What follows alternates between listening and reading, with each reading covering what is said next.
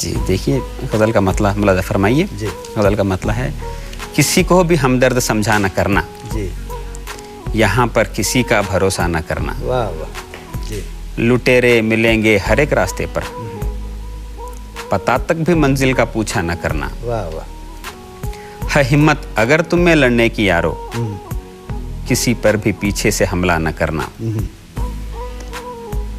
है हिम्मत अगर तुम में लड़ने की यारो, किसी पर भी पीछे से हमला न करना।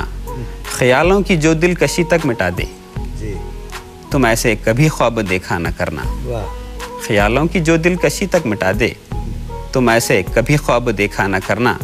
चमक इनमें तारों की आएगी एक दिन, कभी दाग दामन के धोया न करना। वाह वाह वाह। रफीक आप किरदार के हैं धनी तो, अमीरों के घर कोई रिश्ता न करना। वाह वाह। देखिए डॉक्टर साहब, आपकी गज़ल सुनने के बाद जो तासुरात मैंने लिए हैं, इससे ज़ाहिर होता है कि आप ज़िंदगी के हक़ाइक़ या मुआशरे के सुधार के लिए अपनी शायरी को वक़्फ़ करना चाहते हैं। बड़ी अच्छी बात है।